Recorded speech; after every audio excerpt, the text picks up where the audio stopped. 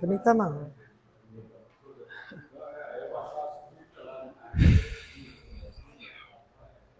Bom dia a todos, que a paz de Jesus esteja entre nós. Vamos iniciar a nossa manhã de estudos, bem felizes, com a chuvinha refrescando o nosso clima, né? Molhando as nossas plantinhas, nossa hortinha agradece. Então, tudo no tempo certo, né? Então, vamos iniciar já lembrando a todos que possam estar desligando os celulares para que não haja contratempo, né? A gente sabe que o celular agora faz parte de nós, né? Mas na hora que a gente está estudando, é interessante que a gente fique atento a todas as informações, todos os conhecimentos que são passados. Então, nós vamos já fazendo também a nossa divulgação dos momentos que nós temos aqui de estudo, que esse mês, todo mundo sabe, mês de dezembro, é um mês festivo, é um mês que a gente comemora a vida do nosso Mestre Jesus, que nos ajuda, que está sempre conosco em todos os momentos. Então, esse mês nós estamos estudando o tema central em torno do Mestre e alguns subtemas. Nós hoje vamos estudar com o nosso irmão Guilherme Machado, que é o tema A Grande Lição. Então, vamos estudar aí o que seria essa grande lição para nós, né? E na terça-feira nós teremos Mistérios do Amor com a nossa irmã Jane Dias. Dando continuidade, no sábado, dia 16, nós vamos estudar um tema livre. Nosso irmão Júlio Filho será o nosso convidado do terceiro sábado. E na outra terça, dia 19, nós teremos Rosa Silveira com o tema Cristo nasceu? Onde? Quando? E temos visitantes. Olha que maravilha. Fazendo bagunça no salão. Cadê a Rosa para ver essa delícia? Tá tudo bem. Falando na Rosa, ele veio correndo, viu? Ouviu o nome dela? Então, nossa irmã Rosa vai estar nos trazendo o tema Cristo nasceu onde e quando? No dia 19. No dia 23, no sábado, antevéspera do Natal, nós estaremos aqui com o tema O Caminho, a Verdade e a Vida. O nosso irmão Lauro vai estar nos trazendo esse tema tão interessante e importante. E no dia 26, logo após o Natal, nós teremos a nossa irmã Bárbara com o Evangelho do Reino. E finalizando o mês, no dia 30 de dezembro, nós teremos a nossa irmã Antônia Machado com o tema O Tempo. Tema também bem importante, precisamos estudar bastante sobre o tempo, né? Então, depois da nossa divulgação das nossas palestras, nós temos também aí um pedido que a gente continua fazendo aí esse trabalho com as cascas de legumes, frutas não cítricas, o pó de café e a casca de ovo. É para a nossa horta. A gente que estuda aqui, que vem sempre na casa, a gente sempre colhe uma frutinha, né? Um legumezinho, até a berinjela a gente já colheu aqui, olha que beleza, gente. Couve, cheirinho verde, um monte de coisinha gostosa a gente traz da nossa horta. Então a gente precisa também manter essa horta, né, bem produtiva, bem bonita. Então a gente precisa da casca de legume, das frutas, do pó de café e da casca do ovo para a gente fazer a nossa compostagem. Nós temos a composteira lá, então quem trouxer pode, se não souber onde que é, pode deixar aqui na cozinha ou na porta, a gente recolhe e coloca lá, tá bom? A gente sempre agradece por esse momento aí de doação. E a gente quer falar também, como a gente está finalizando o ano, né? A gente vai ter o recesso dos estudos só de quinta e do ES de sábado e do ES de terça, tá bom? Mas a nossa reunião pública de terça, a nossa reunião pública de sábado, normal. Então, a gente vai ter um estudo, vai ter um recessozinho, a gente vai ficar em casa até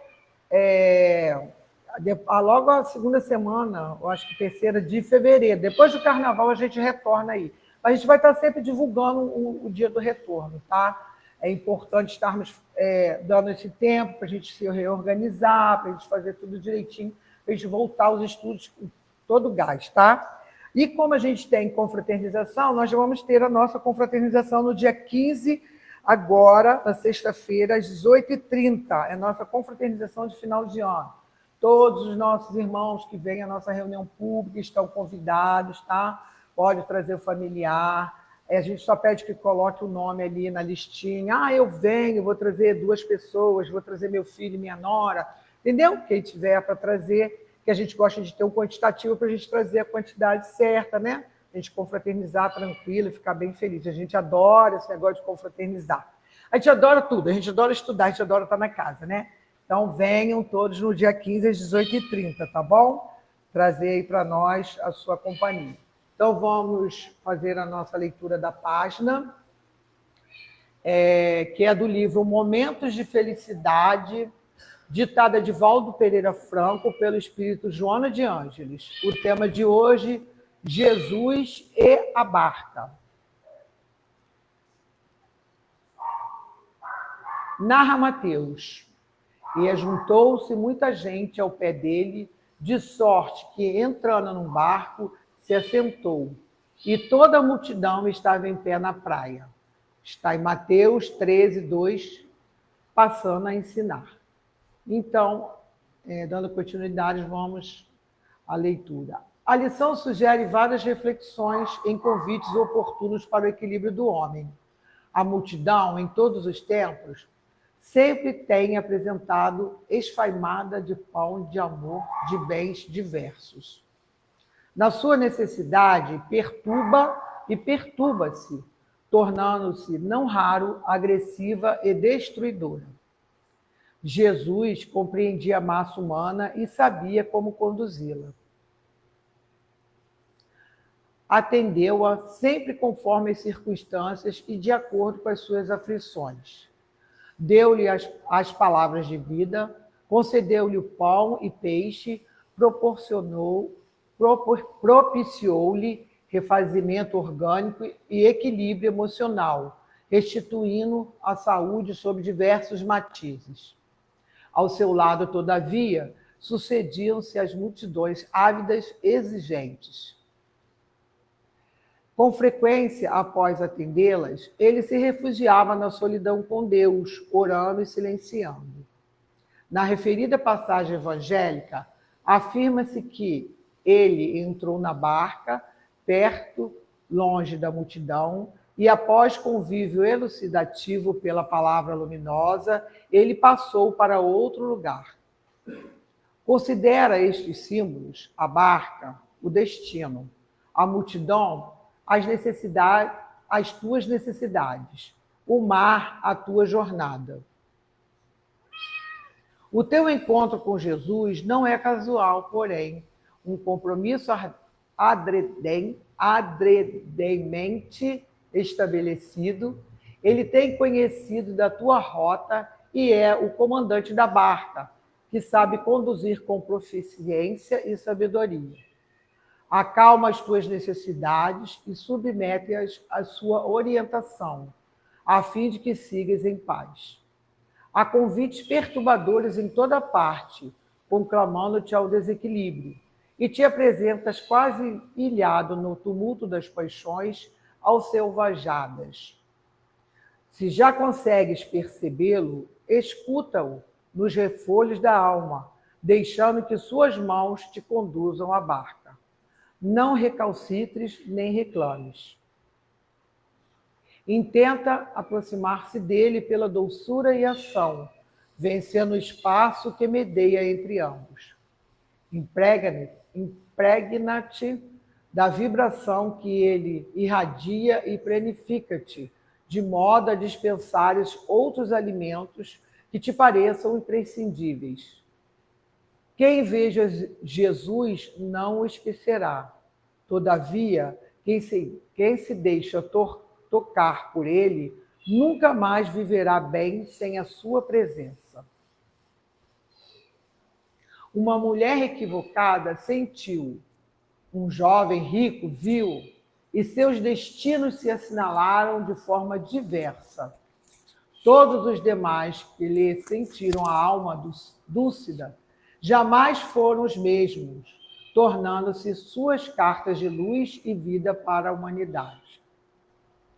Assim, entra com ele na barca e não o deixes seguir a sós. Graças a Deus. Então, vamos elevar os nossos pensamentos e agradecer ao nosso Pai por esse momento que estamos aqui. Agradecer ao nosso irmão Jesus, que veio até nós há tantos milênios e continua conosco até hoje, nos orientando, nos enviando mensagens edificantes, nos colocando em mãos esta doutrina de amor que nos ajuda, que nos orienta, que nos dá o fortalecimento necessário para os nossos desafios, os nossos momentos de tristeza, os nossos momentos de dúvidas, mas Ele está aqui conosco. E com esta certeza, Senhor, da Tua presença entre nós, estamos agradecidos. Agradecidos pelo nosso alimento, agradecidos pelas nossas companhias, pelos nossos irmãos de caminhada, pelos nossos familiares, por todos aqueles que encontramos, Senhor, no nosso caminho, que sabemos, Senhor, que são necessários para o nosso aprimoramento espiritual, que possamos ter uma boa palavra, um olhar caridoso, uma mão amiga, um coração cheio, Senhor, de amor, de compreensão para com os nossos irmãos. Pois foi assim, Senhor, que Tu nos ensinaste há tantos anos e nos ensina até hoje. Então, estamos querendo, Senhor, estar contigo em todos os momentos e agradecer ao nosso Pai por esta mensagem de luz, por essa disponibilidade, por esse carinho, por esse amor que é sempre estendido para todos nós em humanidade. Pedimos, Senhor, pelo nosso irmão Guilherme, que nesta manhã vai nos trazer os estudos, que ele seja amparado, que ele seja intuído, que ele tenha, Senhor, em seu coração, em seu caminhar, a certeza da Tua presença, que ele possa sentir, Senhor, os amigos espirituais, e ele possa continuar trilhando este caminho de luz, de amor e de paz. Pedimos também, Senhor, para todos os nossos irmãos de caminhada, por todos os nossos irmãos que se encontram nessa manhã conosco, para ouvir o Teu Evangelho, por todos aqueles que não puderam estar, mas que estão em vibrações e em pensamentos conosco. Pedimos a vibração e o amor para a nossa irmã Laura, que mais uma vez, Senhor, está passando por desafios, mas que ela possa se recuperar, retornar ao seu lar, estar junto dos seus irmãos, dos seus familiares. E todos os nossos irmãos que nesse momento se encontram enfermos, que eles possam se sentir revigorados e animados, Senhor, para continuar na sua jornada evolutiva. Assim, querido Jesus, te agradecemos por tudo e te pedimos que permaneça conosco durante toda a nossa manhã, que assim possamos estudar mais uma vez o teu Evangelho de luz. Obrigada por tudo, Senhor, que a tua paz e teu amor seja para com todos nós, hoje, agora e sempre. Que assim seja, graças a Deus. E assim eu passo a palavra ao nosso irmão Guilherme, que vai nos seus estudos da manhã, que é a grande lição. Obrigado.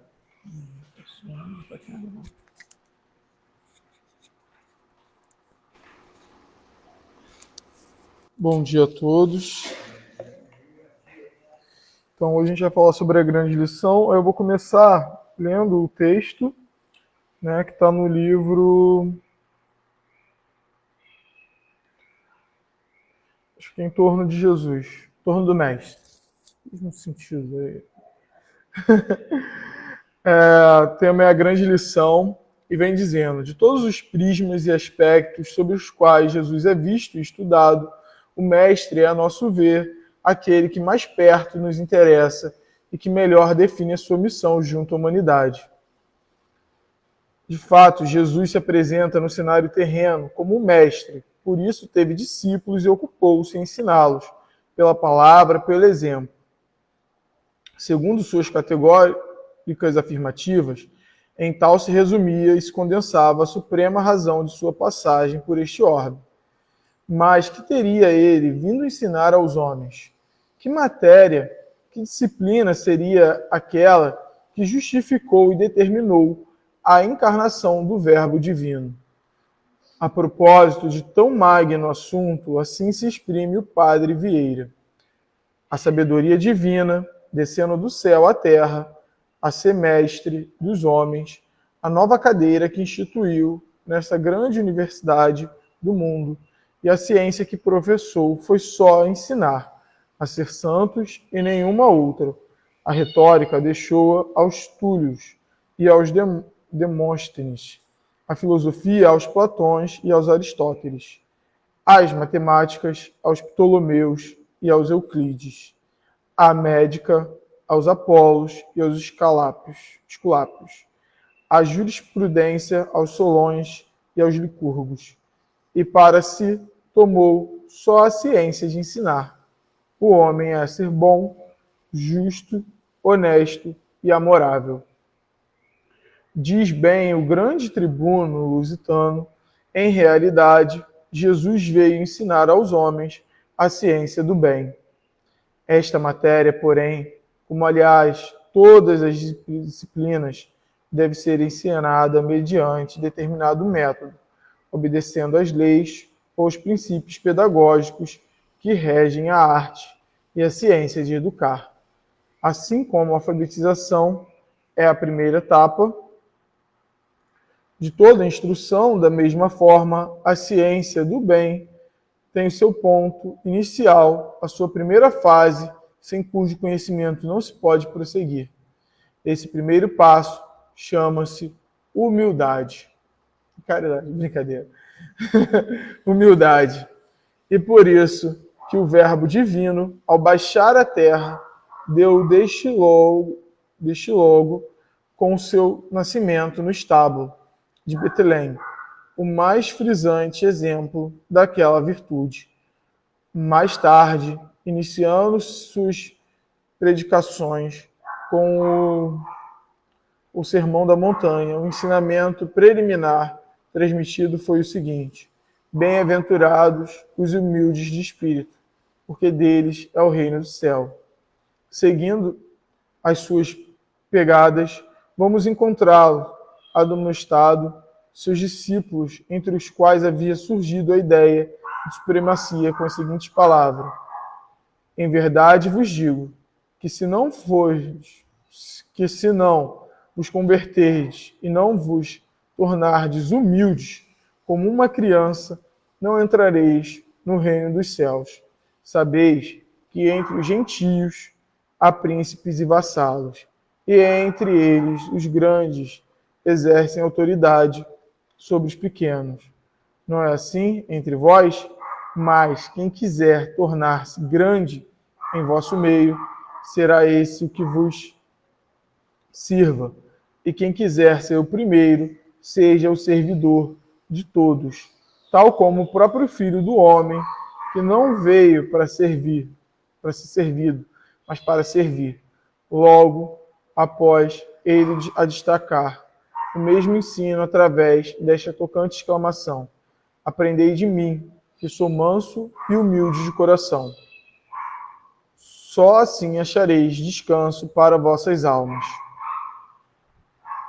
Percutindo na repisada tecla, encontramo-lo a urdir a palavra do fariseu e do publicano, ambos orando no templo, o primeiro da seguinte maneira: meu Deus, graça te dou, porque não sou como os demais homens, que são ladrões, injustos, adúlteros, nem mesmo como aquele publicano, jejuo 2 vezes por semana e dou o dízimo de tudo quanto ganho. O publicano, porém, estando a alguma distância, não ousava nem mesmo levantar os olhos ao céu, mas batia no peito, dizendo: ó Deus, se propício a mim, pecador. Digo-vos que este desceu justificado para sua casa, e não aquele, porque todo aquele que exalta será humilhado, mas todo aquele que se humilha será exaltado. Insistindo ainda no mesmo ensinamento, vemos o mestre, nas vésperas de seu sacrifício, prosternado diante dos discípulos, na atitude de servo, lavando-lhe os pés e fazendo-lhes esta solene observação: compreendeis o que vos tenho feito? Vós me chamais mestre e senhor, e dizeis bem, porque eu sou. Se eu, pois, sendo senhor e mestre, vos lavei os pés, também vos deveis lavar os pés uns dos outros, porque vós vos dei o exemplo a mim, a fim de que, como eu fiz, assim façais vós também. Finalmente, chegando o momento supremo, a hora de ser crucificado, o Verbo divino deixa-se cravar no madeiro infamante entre ladrões, coroando com esse ato a série de exemplificações sobre a importante matéria que constitui o pivô em torno do qual giram os magistrais ensinamentos que legou a humanidade.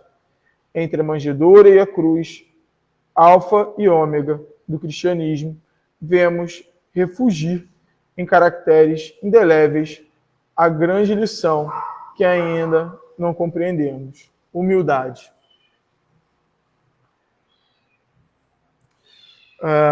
E aí, né, uma página que já tem muito que se comentar, ainda tem alguns textos aqui para auxiliar, mas comentando mais diretamente esse próprio texto, né?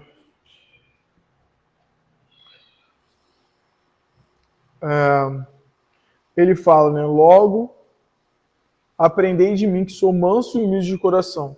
Só assim achareis descanso para as vossas almas. Esse ponto eu achei bastante interessante, porque de fato, né? Quantas vezes a origem maior das nossas inquietudes, dos nossos problemas, não é a falta de humildade, né? Não é a falta de mansidão. Então, muitas das vezes, quando nós temos alguns problemas, quando a gente olha as nossas irritações, os nossos problemas diários, os nossos problemas, às vezes, da vida, são, né, eles têm ali um alicerce na falta de humildade, né? E a humildade é o maior, né, combatente, aí, o maior remédio, né? Ela deve tomar o lugar do que, na verdade, a gente tem, que é o nosso egoísmo, o nosso orgulho. E aí, quando a gente tem esses dois, né, que surgem pela falta da humildade, eles criam problemas para a gente, né? Porque às vezes a gente não quer se dobrar a algo ou alguém porque acha que vai estar sendo humilhado, né? Acha que aquilo é uma humilhação. E daí vem, a gente se imanta, né, com aquela energia ruim de querer dominar o outro, às vezes intelectualmente, às vezes com a força, às vezes com dinheiro, às vezes com poder, às vezes com beleza. Mas essa falta de humildade gera uma inquietude, né? E por mais que você tenha tudo aquilo, muitas vezes, só pela forma como você usa, né, você não consegue nem fazer o que você quer, que é dominar o outro, porque as pessoas já olham para você com orgulho, com humildade, ou com a beleza, assim, vai descendo demais, e falam, é até bonito, né, mas acho exagerado, ou você cria, né, se você queria para si o carinho, a atenção, o amor ou a admiração dos outros, você muitas vezes acaba ganhando o contrário, né, o desprezo, ou mesmo algumas dessas coisas como uma forma de falsidade.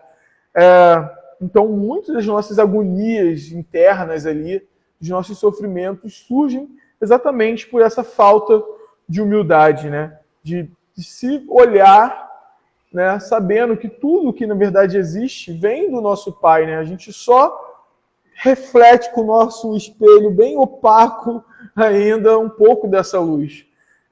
E um outro ponto que ele vai frisar aqui é que todo aquele que fizer esse ponto, né, de se tentar se fazer grande, de humilhar o outro, ele acaba sendo humilhado, né?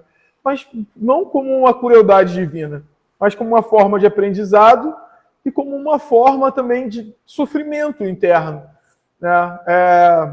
Porque quando você tenta, você nunca alcança, porque só de você querer ser mais que o outro, querer estar ali, já diz que você se sente muito fragilizado, né? E às vezes a gente deve mesmo se enxergar do tamanho que é, para não tentar fazer coisas também que não dão, né? Quem nunca viu uma criança tentar fazer algo que está fora das suas capacidades e acabar sofrendo, porque tentou fazer algo que ainda não estava ali dentro das suas capacidades. Então, às vezes, vale para a gente ser humilde, pedir a Deus ali, né? Ó, eu consigo ir até aqui, Deus. Daqui para frente, eu preciso de ajuda. Alguém vai ter que interceder por mim, eu vou precisar de um acompanhamento. E às vezes isso é importante, né? Porque senão, às vezes, a gente até entra em situações tentando ser muito bom quando a gente ainda não consegue. Então, assim, a gente vai até com uma falsa virtude, né? Às vezes a gente ainda não tem aquela paciência toda.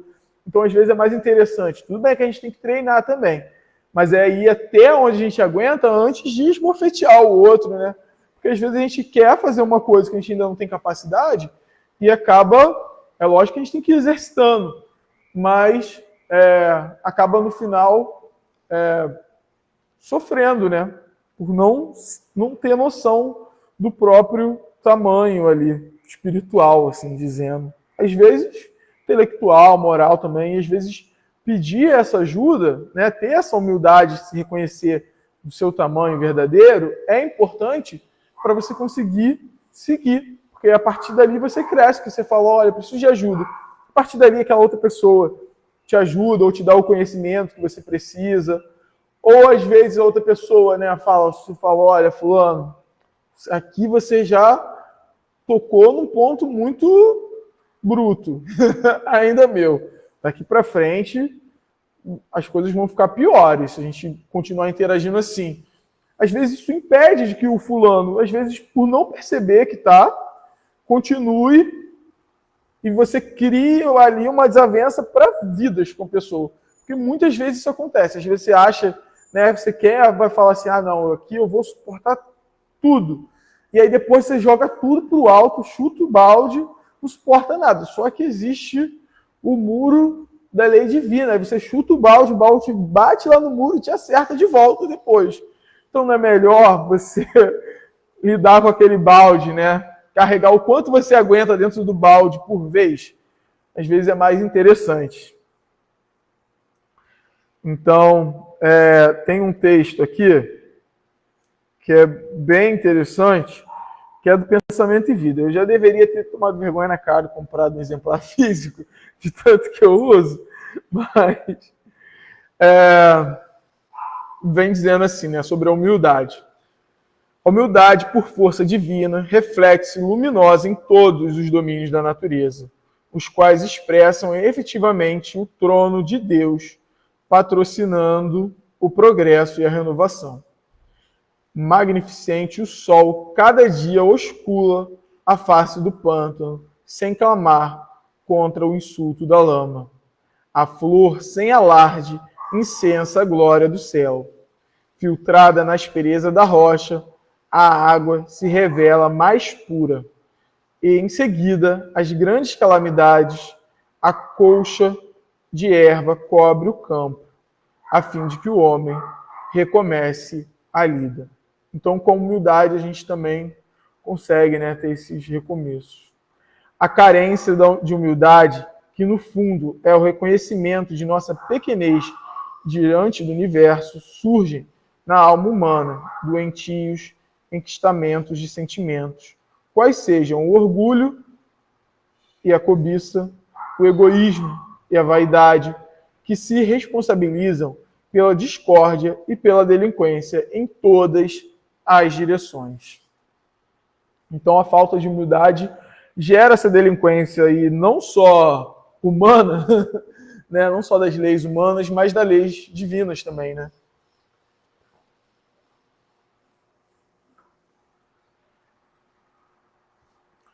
Sem o reflexo da humildade, atributo de Deus, no treino do eu, né?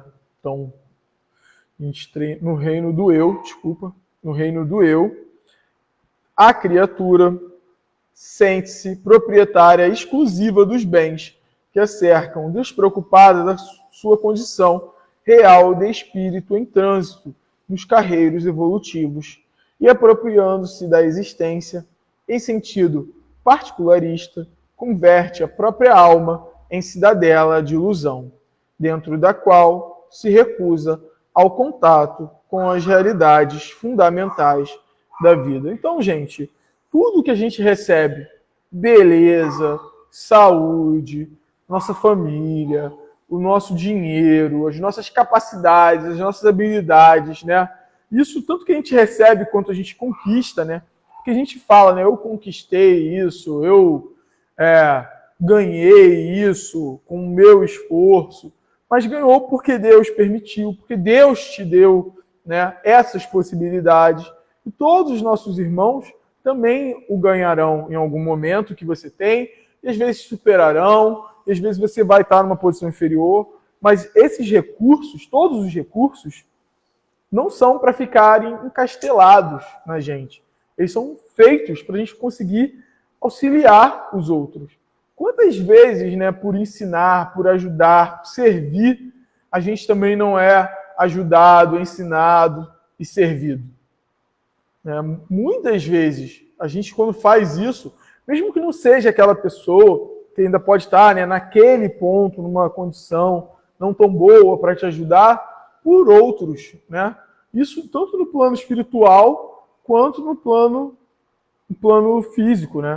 No plano físico, quantas vezes ao ser gentil, ao ser cortês, ao fazer as coisas que os outros precisam, ao ensinar alguém, você também não ganha isso de volta, você não conquista uma amizade, né? Você não constrói, porque muitas das coisas que nós estamos aqui, elas são construídas, né? Muitas vezes a gente acha que a gente só recebe, né? Tem que só receber, mas muitas vezes a gente vai construir ali junto com o outro, né? E junto com Deus, né? Nesse fio de confiança ali, a gente vai fiando junto com Deus redes importantes para a nossa vida e para a vida da sociedade, da comunidade mesmo, né?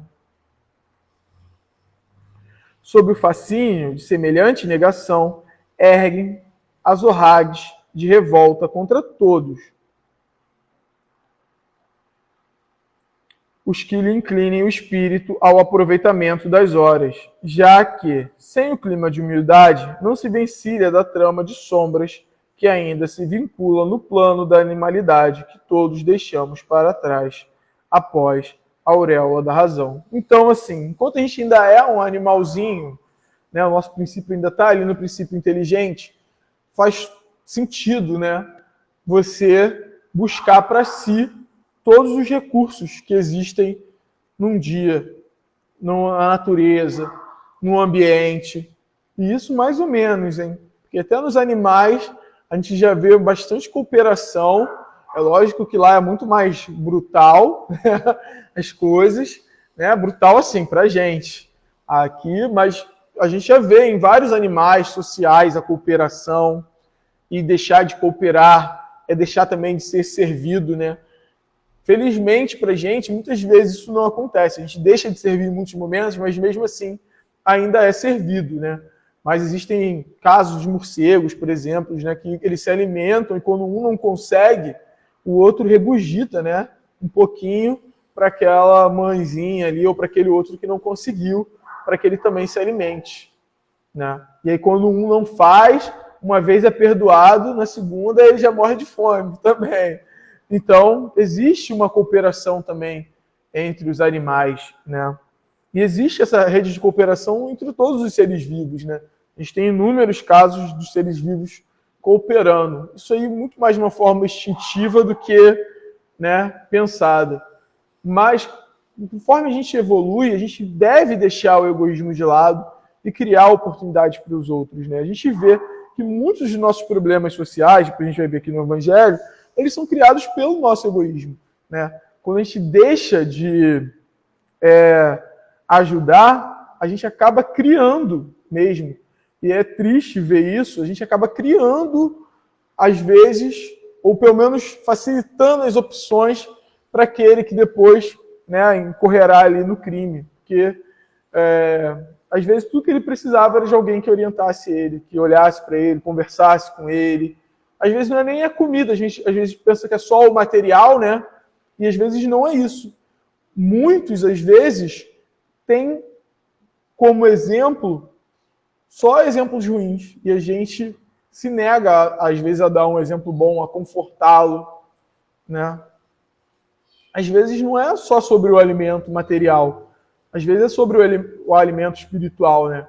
Muitas vezes a gente não fornece, né, a inúmeras criaturas na sociedade. E eu não estou dizendo que é nessa vida que ele vai melhorar, não. Às vezes ele ainda vai ser. Mas como é que uma semente germina se ela nunca foi plantada? Se ninguém nunca chegou lá e deu uma esperança, um amor, uma caridade, uma misericórdia para aquela criatura. Porque alguns seres são bem difíceis mesmo, né? E a gente vai conviver disso desde jovenzinhos até adultos, né? Às vezes, num adulto mais velho, a gente deve dar uma sementinha de perdão, de esperança, de caridade, porque toda hora alguém também faz uma plantaçãozinha na gente. Quem nunca precisou da indulgência de alguém? A gente sempre está precisando, né? Às vezes é bem difícil, às vezes a gente briga bastante, mas às vezes a gente precisa olhar para o outro, entender que a gente também é assim, que a gente também faz certas coisas, que a gente também pode ter agido mal naquela situação, porque existem conflitos em que praticamente ninguém está certo, todo mundo está certo, né? Tudo bem, que assim está todo mundo errado, na verdade, ali mais dura. Mas sim, os dois têm um certo nível de razão, mas se ninguém é indulgente, o conflito dura para sempre, às vezes.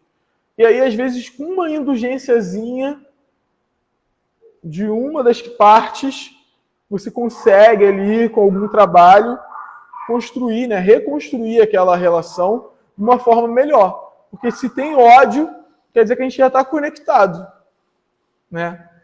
Porque assim, o total desconexo seria o desprezo, que também é ruim. Mas quando tem ódio, quer dizer que você está ali conectado com a pessoa. Quer dizer que, na real, assim, os seus sentimentos querem se conectar de volta ou melhorar aquela conexão. Você só não sabe como, né? Às vezes não dá. Tem algumas vezes que é perigoso também. A gente tem que reconhecer alguns momentos que a gente pode desejar o bem da pessoa e tudo mais, mas às vezes se aproximar totalmente de certas situações é um risco, né? E às vezes não é só para a pessoa, às vezes tem outras pessoas mais frágeis envolvidas. Então, assim, eu estou falando porque, assim, a gente tem que perdoar de todo o coração, mas não deve esquecer a prudência, né? É como lidar, às vezes, com uma fera brava. Você não vai... Você pode ter que tratar de um leão, mas você não vai se colocar como o prato do leão, né? Então, algum juízo, alguma prudência, né? A gente que ainda está um pouquinho inferior tem que ter. Eu não sei, porque eu acho que... Estou falando isso, mas assim, no fundo, a gente deveria ir de peito aberto e coração livre. Mas nem sempre isso é possível. Eu acho que muitas vezes isso não é nem bom para aquele outro mesmo também, né? Porque às vezes a gente perpetua certos comportamentos ruins. Mas é que aqui nesse último pedacinho já tem mais do Guilherme do que da doutrina. Então vamos voltar para cá.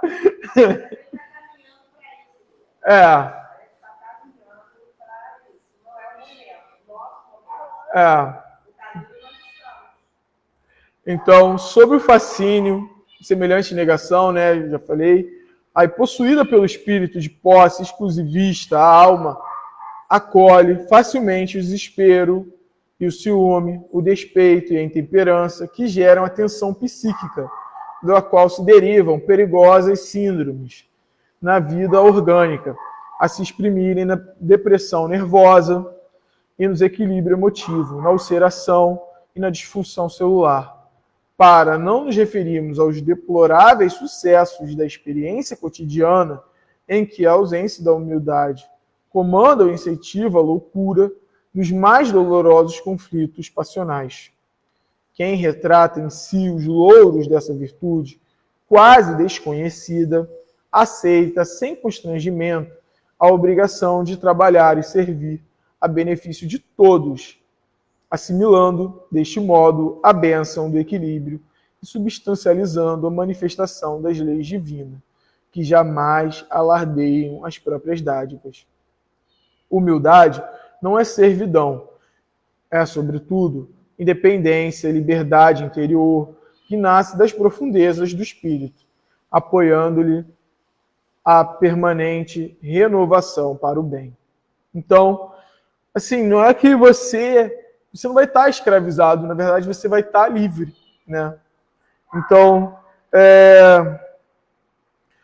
quando a gente começa a cultivar essa humildade, que não é fácil, isso de início pode até causar algumas dores, né, pra gente, até internas, né? Porque o primeiro momento que a gente vai ter que fazer é represar o nosso orgulho, o nosso egoísmo.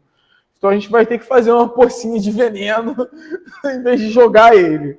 Então isso é duro, né? E pode trazer alguns danos, mas a gente sempre é acolhido, a gente sempre é ajudado, mesmo quando isso acontece. Cabe a nós também não ficarmos mentalizando ali naquele ponto.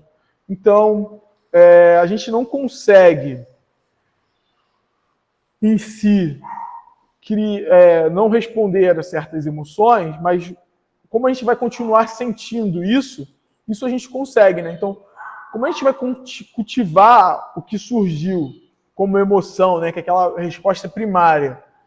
Como a gente vai cultivar isso enquanto sentimento é importante. Então, muitas vezes a gente vai conseguir dissipar certos ódios, certos problemas, certos despeitos, olhando, né? E às vezes se acolhendo mesmo, de olhar e falar, nossa, eu ainda tenho inveja, eu ainda sou uma pessoa que odeia. Mas será que o que o fulano fez é tão relevante assim para eu ficar odiando ele para sempre? Né? Que importância isso vai ter daqui a 2 minutos? Daqui a 1 ano? Então, conforme você trabalha os seus sentimentos, né? O que você está mantendo ali como emoção, você consegue parar, né, e trabalhar de fato esse sentimento de humildade. você olhar e pensar assim, eu também faço isso, né? Eu também sou pequeno, às vezes eu também sou a fonte disso. Ou eu não sou a fonte disso, mas eu sou a fonte daquilo. Fulano também me tolera nesse ponto. Isso às vezes é importante, a gente olhar que a gente também é tolerado, né? E entender que a gente também vai precisar do outro, que a gente também vai ajudar o outro, que o outro é mais que o erro dele, né?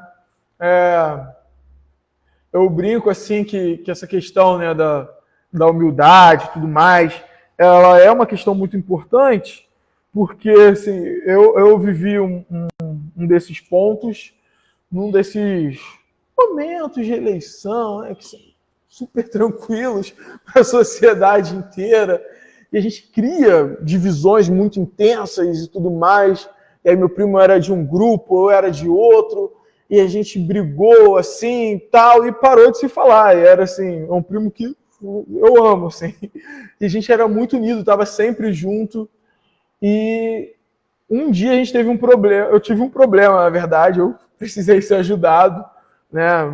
Um cachorro meu que já até morreu, tadinho.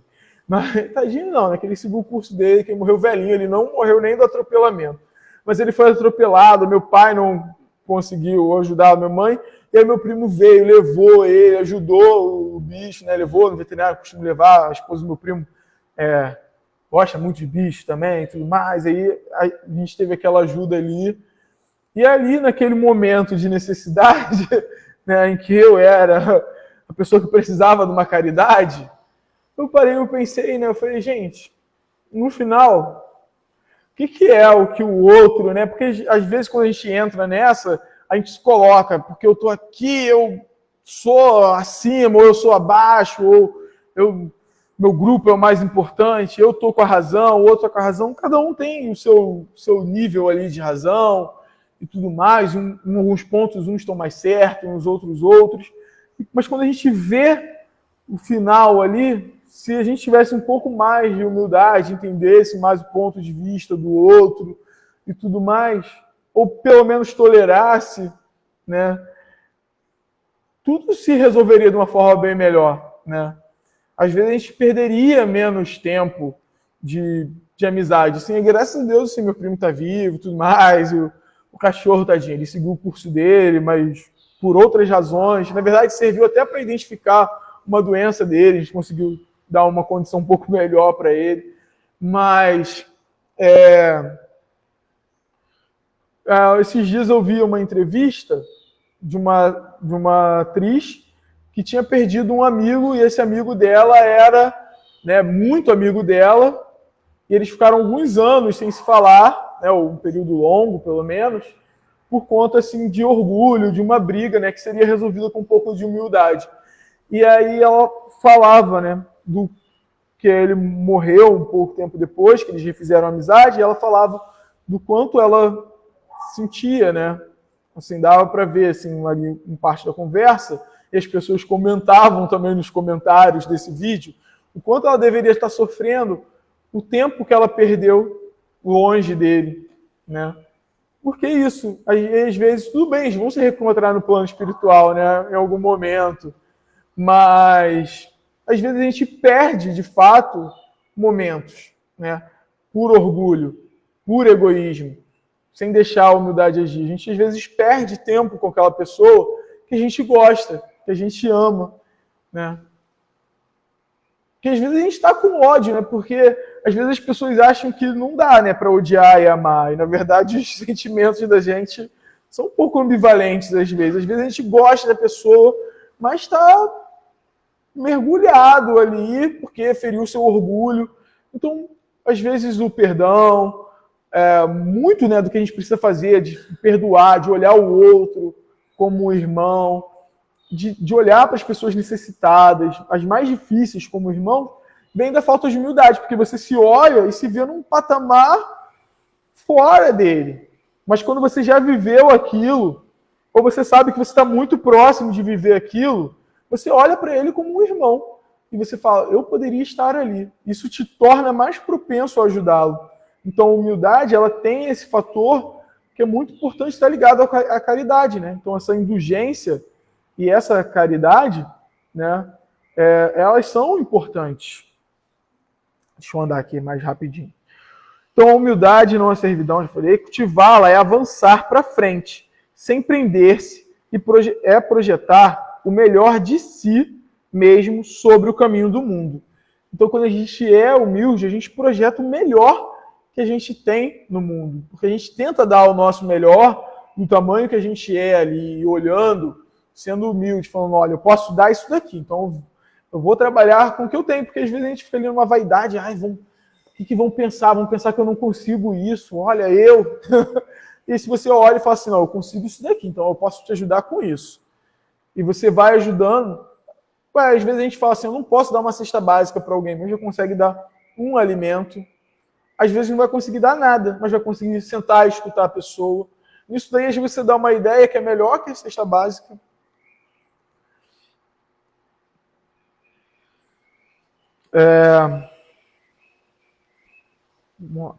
É olvidar todo o mal, recomeçar alegremente a tarefa do amor cada dia. Então é a gente esquecer o mal que a pessoa fez. Não estou dizendo que é para você esquecer o perigo que você corre, mas é você não ficar ali planejando a sua vingança, não é você ficar ali sendo espalhando o mal que a pessoa fez, né? É você chegar e olhar, conversar com essa pessoa, ou, né, pelo menos deixar de praticar o mal ali que você praticaria, porque às vezes a gente cultiva, né? E às vezes esse ódio vem dessa questão da falta de humildade, porque a gente fala assim, logo comigo. Você solta, mesmo que você não fale, não verbalize, o que está na sua cabeça é logo comigo ele fez isso. E por que com você não? Como se a gente também nunca fizesse nada de errado com ninguém, né? Então, é importante pensar sobre isso. E às vezes as palavras são truncadas mesmo, né? Às vezes a gente não quer falar aquilo. Com o WhatsApp, então, é uma maravilha, né? Que às vezes você briga e às vezes você está brincando. Mas a outra pessoa, ela só leu o seu texto, ela já leu o seu texto como? Com você pisando nela, na garganta dela, humilhando ela, batendo na cara dela, espalhando ela pela cidade inteira, que você humilhou ela. E às vezes você estava brincando, você nem queria humilhá-la. Você nem queria, ou você estava só expondo o seu ponto de vista. E muitas vezes isso acontece. E às vezes a gente precisa ser indulgente. Então, assim, às vezes você vai ter que falar pessoalmente com a pessoa. E às vezes você cria uma barreira que você nunca mais nem fala com a pessoa. E às vezes se você falasse com a pessoa, você ia ver que aquilo ali era uma brincadeira, era uma coisa sem motivo. Né? Tô falando porque, né, algumas pessoas têm umas experiências de vida com isso, assim, já aconteceram várias vezes, já vi gente brigar, já participei de algumas. E aí você vê que se você, às vezes, se calasse, ou se você fosse mais humilde naquele momento, ou se você talvez se colocasse de uma outra forma, se em vez de escrever um texto, você mandasse até um áudio para a pessoa sentir sua entonação, seria melhor, né? Cultivá-la é avançar, refletindo do céu para a terra, em penhor de redenção e beleza, o Cristo de Deus nasceu na palha da manjedoura e despediu-se dos homens pelo braço da cruz. Então, assim, ninguém foi mais humilde que ele, né? E ser humilde, a gente pode falar assim, quer deixar humilhar-se, assim, mas não é bem isso, né? Porque, na verdade, é você compreender o outro e saber que nada vai tirar aquilo que você tem. Porque não é, na verdade, não é o que você tem, né? É o que você é. Então, você não é aquilo, você já não se humilha tanto por aquilo. Às vezes, você entender o que você é importante por conta disso, né? Até para você falar assim, nossa, fulano me feriu ali, por que eu me deixo me ferir com isso? Porque eu ainda sinto que eu tenho uma coisinha ali, né? Então, às vezes, o sentimento de humilhação vem aí, porque Jesus, ele era o mestre, ele se colocava como mestre, e nada do que fizeram com ele tirou isso dele. Nada do que fizeram com ele tornou ele menor. Ainda lá, ele perdoou, ele amou, ele abençoou, ele pensou naqueles, né, entregando a mãe dele ali a João, João a mãe dele. Então, porque ele ainda era ele. Nada tira o que você é, né? Eu acho que isso vem da humildade, né, do ser. Aqui no Livro dos Espíritos, ainda no Livro dos Espíritos, não, desculpa, no Evangelho segundo o Espiritismo, né, falando bem-aventurados os pobres de espíritos, vai ter lá a instrução dos espíritos, ele vai falar de toda essa parte, né, que se a gente que o orgulho é o terrível adversário da humildade, né, que se o Cristo prometia o reino dos céus aos mais pobres é porque os grandes da terra imaginam que os títulos e as riquezas são recompensas deferidas aos seus méritos e se consideram de essência mais pura do que a do pobre. Julgam que os títulos e as riquezas lhes são os devidos, pelo quando Deus os retira, o acusam de injustiça. Então, e a gente pode pensar em rico materialmente, mas nas outras riquezas também, né? Quantas vezes a gente não se vê ou não pensa que tudo que a gente tem é porque a gente mereceu. A gente nunca pensa nisso como uma dádiva de Deus, né? Dificilmente. E aí, como a gente pensa que a gente mereceu aquilo, né? Quando isso é tirado da gente, é uma injustiça, né? Uma injustiça, e se acontecer com o outro, não, é justiça divina. Mas se for comigo, você fala assim, Deus, por que você está me provando? Por que tanta injustiça comigo? Quem nunca, né? Aí depois você pensa bem se Deus é injusto, ou se você está precisando ganhar uma lembrança ali, né? Ou até mesmo passar por uma dificuldade para evoluir intelectualmente, espiritualmente.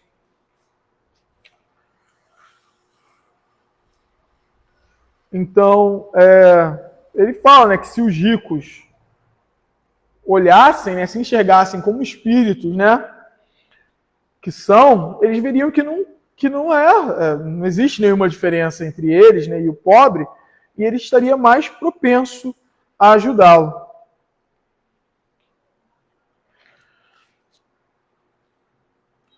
Aí ele até fala, né, que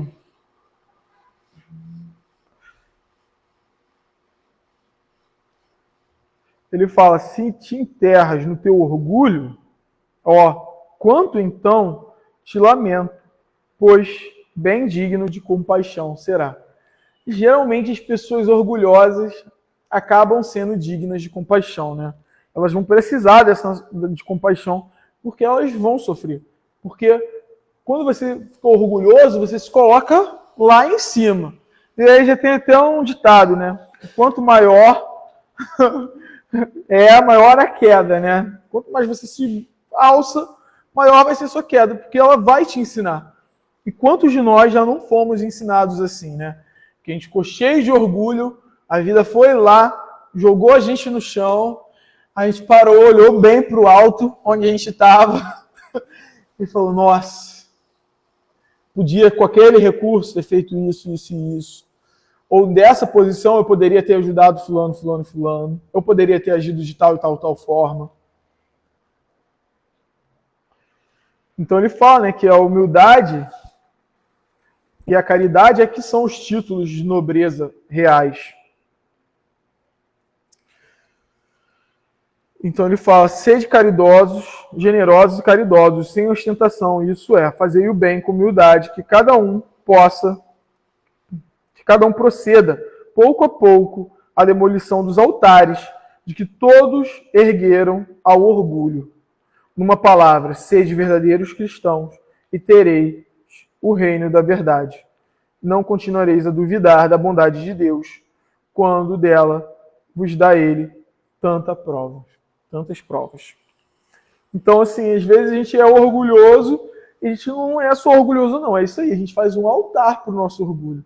Porque a gente vai lá e cultua o tempo todo esse orgulho. Isso acaba sendo muito importante para a gente, né? Às vezes a gente fica ali falando como a gente é maravilhoso, o que a gente fez para conquistar aquilo. Ou de um outro jeito, o fulano me feriu, não sei quem fez não sei o que comigo, a vida está me tratando assim. Isso é orgulho. Isso é cultuar o nosso orgulho, né? Aí ele fala: homens, por que não vos deixais de calamidades que vos mesmo queixais, de calamidades que você mesmo amontoaste sobre as vossas cabeças? Porque essas calamidades geradas pela nossa falta de humildade, a gente mesmo aqui foi lá e plantou, né? A gente só está na colheita. Não adianta achar que está na hortinha de outra pessoa, não. Na lavoura de outra pessoa, não. Você está na certa mesmo. Senão, aí ele fala, né, que a gente só pode culpar nós mesmos. O orgulho é a fonte de todo o nosso mal. Ele fala, quando o orgulho chega ao extremo, tem-se um indício da queda próxima. Porquanto Deus nunca deixa de castigar os soberbos. Se por vezes consente que eles subam, é para dar-lhes tempo à reflexão. E quem se emenda sobre os golpes que de quando em quando lhes desfere no orgulho para os advertir. Né? Então, de vez em quando a gente toma já umas balançadinhas. Agora, se a gente quiser chegar até o mais alto, a gente também vai ser advertido ali. A gente vai receber o nosso castigo, né? Que na verdade é uma correção ali para a gente migrar para o lado bom, né? Para a gente ir para a direção certa. Eu já entendo mais que a gente, nesses castigos, basicamente sofre as consequências do que a gente planta enquanto é orgulhoso, nessa vida ou em outra. Né? Mas a gente fala que é Deus punindo a gente. Então Deus os abate completamente. E tanto mais horrível lhe é a queda, quanto mais alto hajam subido. E aí ele vai voltar, né, falando do egoísmo, que isso corrompeu todas as sendas, né? Toma novamente coragem, apesar de tudo. Em sua misericórdia, Deus te envia poderoso remédio para os teus males. Um inesperado socorro te envia, né, a tua miséria. Abre os olhos à luz.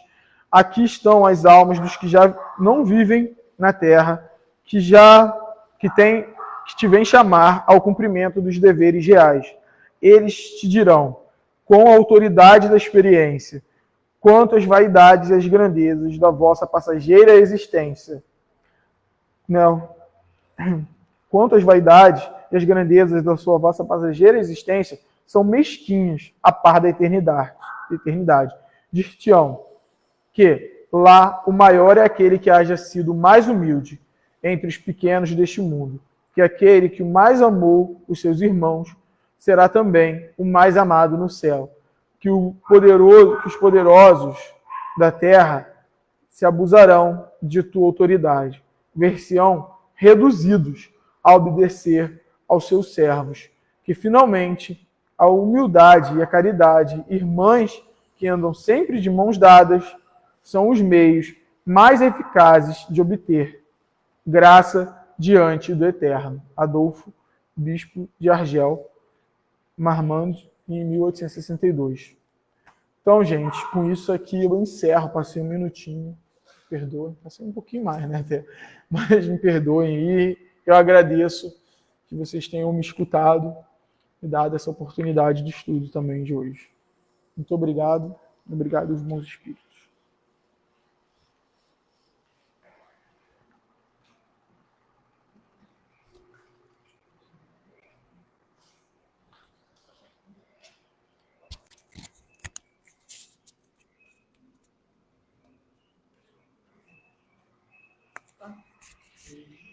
Desligou? Desligou?